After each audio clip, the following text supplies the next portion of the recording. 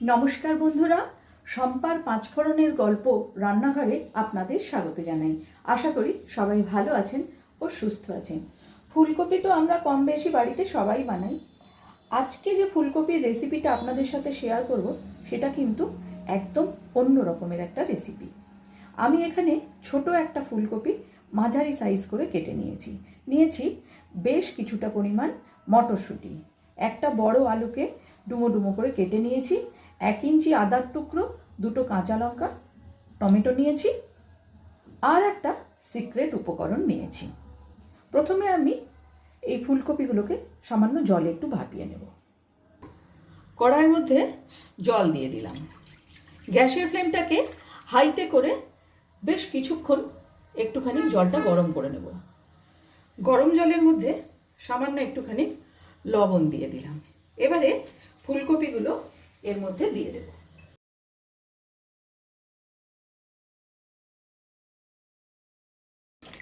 এটা কিন্তু সেদ্ধ করব না, জাস্ট 2 মিনিট আমি এটাকে ভাপিয়ে নেব।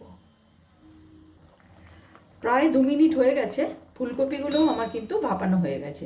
এখন এগুলো আমি জল ঝরিয়ে একটুখানি রেখে দেব। কড়াই খুব ভালো করে গরম করে নিয়েছি। এবারে আমি কড়াইয়ের মধ্যে দিয়ে দিচ্ছি সর্ষের তেল। একটুখানি বেশি পরিমাণেই লাগবে। খুব ভালো করে তেলটাও কিন্তু গরম করে নিয়েছি।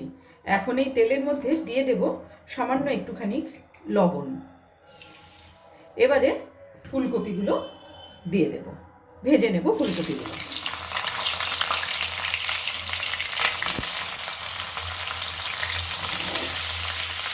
ফুলকপিগুলো কিন্তু একটু লাল লাল করেই ভাজবো।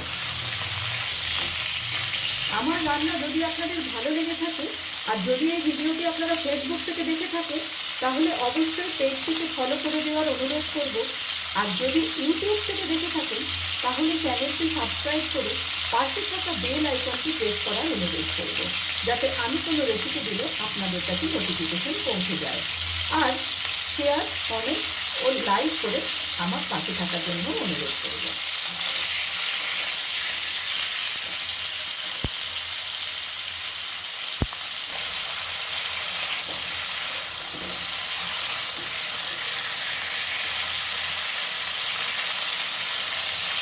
ফুলকপিগুলো লাল করে ভাজা হয়ে গেছে, এখন এগুলোকে আমি নামিয়ে নেব। ফুলকপি ভাজা ওই তেলের মধ্যে দিয়ে দিলাম তেজপাতা আর দেব গোটা গরম মশলা, একটা দালচিনি স্টিক, 2টো লবঙ্গ আর একটা ছোট এলাচ। এবারে দিয়ে দেব 1/2 চা চামচ পরিমাণ গোটা জিরে।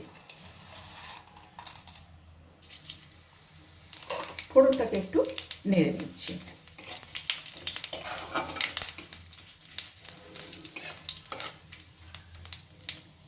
দিয়ে দেব ডুমো করে কেটে রাখা আলু।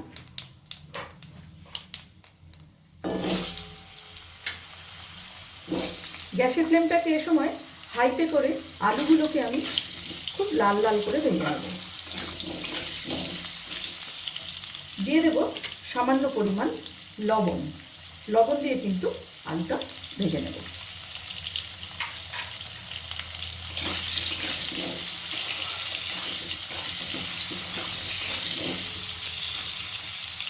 আলুগুলো কয়েক মিনিট ভালো করে নাড়াচাড়া করে লাল করে ভেজে নিয়েছি। এবারে এর মধ্যে দিয়ে দেব টমেটো, আদা আর কাঁচা লঙ্কার পেস্ট।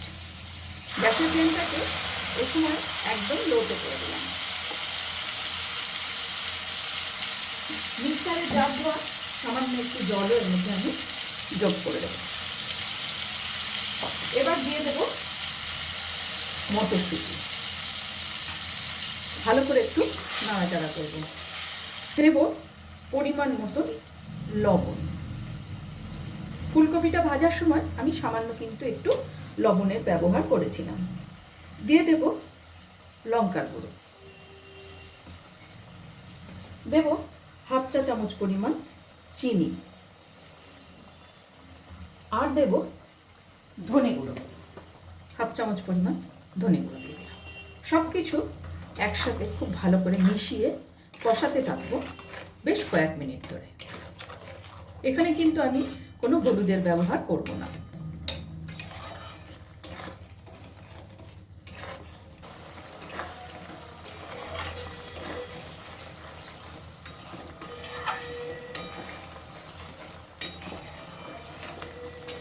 প্রায় 1 মিনিট মতন আমি নাড়াচাড়া করে নিয়েছি গ্যাসের ফ্লেমটাকে হাইতে করে। এবারে গ্যাসের ফ্লেমটা লো করে আমি প্রায় 1 থেকে 1.5 মিনিটের জন্য এটাকে ঢেকে দিলাম। ফিরে এলাম 2 মিনিট পর। দেখুন ওপর থেকে কিন্তু তেলও ভেসে উঠেছে আর আলুও প্রায় কিন্তু সেদ্ধ হয়ে গেছে। এবারে গ্যাসের ফ্লেমটাকে একটু বাড়িয়ে দেব, মানে গ্যাসের ফ্লেমটা একটু হাইতে করে আর একটুক্ষণ এটা নাড়াচাড়া করে আর একটু কষিয়ে নেব।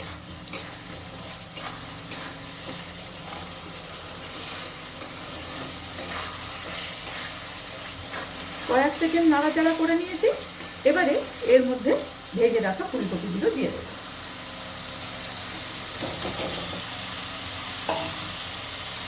খুব হালকা হাতে মিশিয়ে নেব।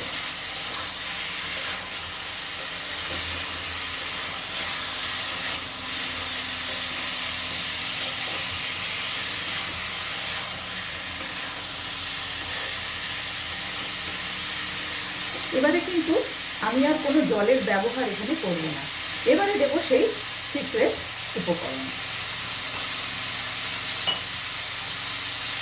আমি এখানে খুব ঘন করে একটুখানি গুঁড়ো দুধ গুলে রেখেছিলাম, সেই গুঁড়ো দুধটাই কিন্তু এখানে দিয়ে দিলাম। এবারে যে পাত্রে দুধটা রেখেছিলাম সেই পাত্রটা ধুয়ে সামান্য একটুখানি জল এর মধ্যে দিয়ে দিলাম। গ্যাসের ফ্লেমটাকে একদম লোতে করে প্রায় 2 মিনিটের জন্য এটা ঢেকে দেব। ফুলকপি তো অতক্ষণ ধরে ভাজার জন্য প্রায় সেদ্ধ হয়ে গেছে, আলুও প্রায় সেদ্ধ হয়ে এসেছে। এবার এটা ঢেকে দিচ্ছি প্রায় 2 মিনিট কি 3 মিনিটের জন্য। ফিরে এলাম 3 মিনিট পর।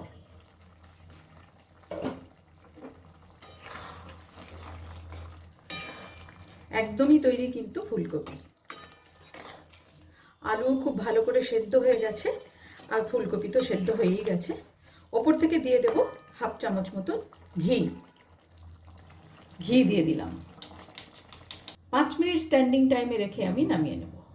ঢাকা চাপা দিয়ে তৈরি করে নিলাম সম্পূর্ণ নিরামিষ ও অপূর্ব স্বাদের ফুলকপি। ভিডিওটি আপনাদের কেমন লাগলো অবশ্যই কমেন্টস করে জানাবেন। আজ তাহলে এই পর্যন্তই। দেখা হচ্ছে সামনের ভিডিওতে অন্য কোনো রেসিপির সাথে।